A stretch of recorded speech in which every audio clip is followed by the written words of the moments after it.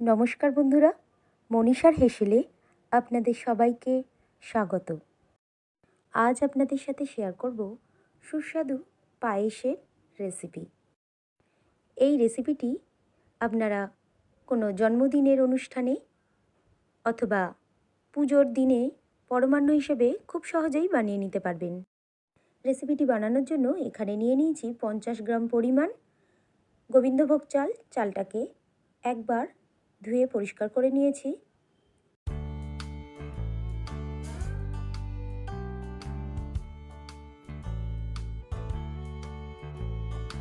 চালটাকে ধুয়ে পরিষ্কার করে নেওয়ার পর এইভাবে জল ঝরিয়ে রেখেছি।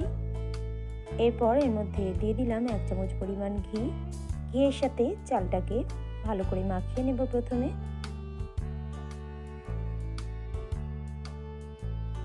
দিয়ে দিলাম 4টি ফাটিয়ে নেওয়া এলাচ আর 2টি তেজপাতা।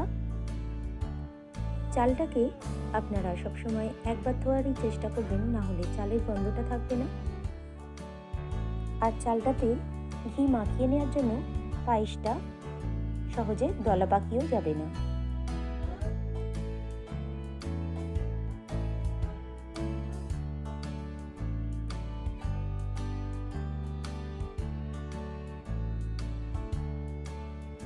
এছাড়া 1 মুঠো পরিমাণ কাজু এবং কিশমিশ প্রথমে ভালো করে ধুয়ে নিয়ে একটু ভিজিয়ে দিলাম। কাজু কিশমিশ ভিজিয়ে দিলে এর সাইজটা অনেকখানি বড় হয়ে যায়। 50 গ্রাম পরিমাণ গোবিন্দভোগ চালের জন্য আমি এখানে নিয়ে নিয়েছি 1 লিটার পরিমাণ দুধ।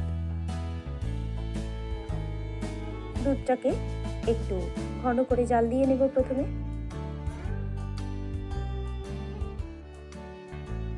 আর দুধের যে সরের আস্তরণগুলো পড়বে সেগুলোকেও পরিষ্কার করে নেব, তাতে দুধের টেস্টটা অনেকখানি বেড়ে যাবে। এখানে দুধটাকে জাল দিয়ে নেওয়ার পর 1 কাপ পরিমাণ দুধ একটি পাত্রের মধ্যে তুলে নিলাম। আর এর মধ্যে দিয়ে দিলাম 4 চামচ পরিমাণ মিল্ক পাউডার। দুধের সাথে মিল্ক পাউডারটাকে ভালো করে মিশিয়ে নেব।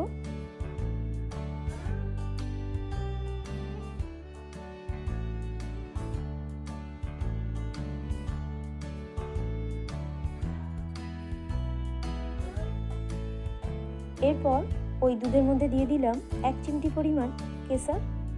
কেশরটা এখানে অপশনাল, আপনাদের ইচ্ছে না হলে এটি নাও দিতে পারেন।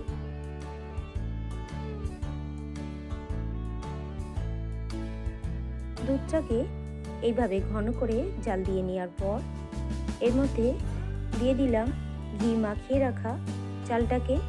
দুধের সাথে চালটাকে লো টু মিডিয়াম ফ্লেমে ফুটতে দেব।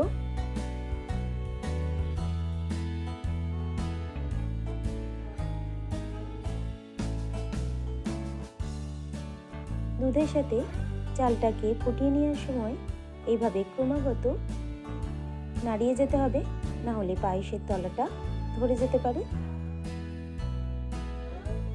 দুধের সাথে চালটাকে ফুটিয়ে নেওয়ার পর চালটা যখন মোটামুটি সিদ্ধ হয়ে আসবে, ঠিক এই পর্যায়ে দিয়ে দিলাম তৈরি করে রাখা কেশর মিল্কটাকে।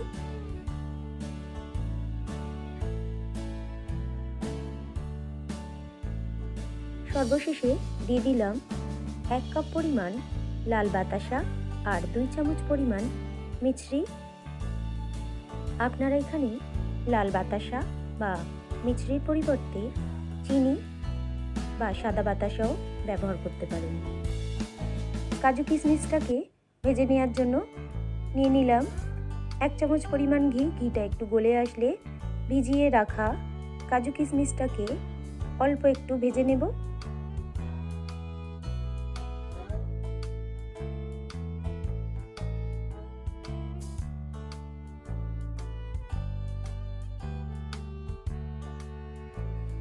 দেখতেই পাচ্ছেন বন্ধুরা, পায়েসটা খুব সুন্দরভাবে এখানে তৈরি হয়ে গিয়েছে।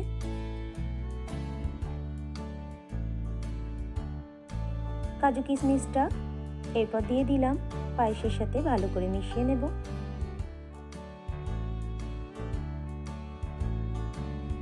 তৈরি হয়ে গেল আজকের রেসিপি সুস্বাদু পায়েস পরিবেশনের জন্য একেবারে প্রস্তুত।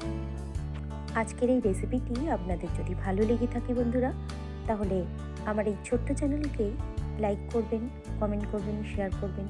আর চ্যানেলে নতুন কোনো বন্ধু হয়ে থাকলে চ্যানেলটিকে সাবস্ক্রাইব করে পাশে থাকবেন। এই ধরনের রেসিপি সবার প্রথম দেখার জন্য পাশে থাকা বেল আইকনটিতে প্রেস করে রাখবেন, যাতে আমি কোনো নতুন রেসিপি দিলে আপনারা সবার প্রথম দেখতে পান। রেসিপিটি শেষ পর্যন্ত দেখার জন্য আপনাদের সবাইকে ধন্যবাদ। সবাই ভালো থাকবেন, সুস্থ থাকবেন।